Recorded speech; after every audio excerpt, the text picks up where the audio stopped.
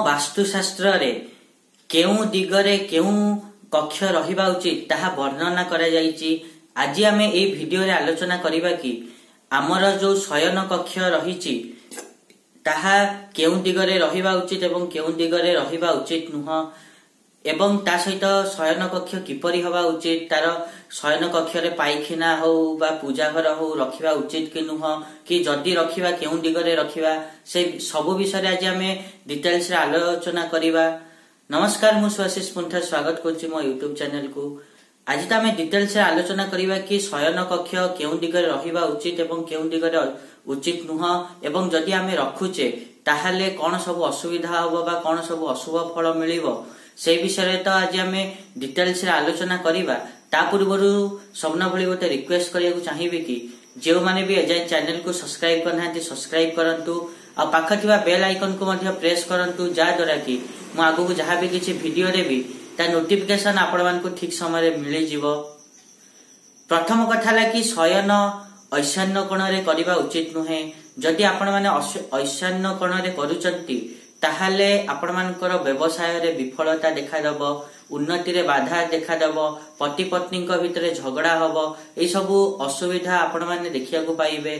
तापरे आपण मानकर जो शयन कक्ष अछि तार जो द्वार अछि ताहा दक्षिण दिगरे रहिले अशुभ होई थाए, ताकू आपण माने उत्तर नहले पूर्व दिगरे रखिबा उचित। तापरे शयन कक्ष जो अछि आपण माने शयन कक्षर जो शयन कक्ष रे जो आपण माने खट पकाउछन्ती से पलंक ऊपर बीम किंबा बाड़ी रहिबा उचित नुहे। ता सहित गृहकर्तांकर जो शयन कक्ष ताहा अन्य मानक शयन कक्ष थारु बड़ हवा उचित एवं ता सहित जो आपण मानक शयन कक्षर नैऋत्य कोण अछि से नैऋत्य कोण को केबे खाली रखिबेनी, सेठी आलमारी हो बा किछि जिंस रखिबा उचित, नहले अशुभ हेइ थाए। ता सहित शयन कक्ष जदि नव विवाहित अछंती ताहले शयन कक्ष तांकर उत्तर पश्चिम दिगरे रहिले भल हेइ थाए किंबा वायु कोण रे रहिले भल हेइ थाए एवं जो माने अविवाहित अछंती तांकर शयन कक्ष वायु कोण रे रहिले विशेष भल हेइ थाए। तापरे नेक्स्ट कथा जदि आमे कहिबा ताहले आपण मानकर शयन कक्ष रे पूजा करंतुनी। जदि अन्य कोनोसी जागा नाही पूजा करिया को बाध्य अछंती ताहले ठाकुरंक प्रतिमा हो बा मूर्ति हो ताकू आपण माने ऐशान्य कोण रे रखि परिबे, सेठी रखि की पूजा करि परिबे। एवं जदि शयन कक्ष रे टॉयलेट रखिया को चाहुचंती ताहले उत्तर पश्चिम दिगरे रखंतु, ताहा आपण मानक पई शुभ हबो।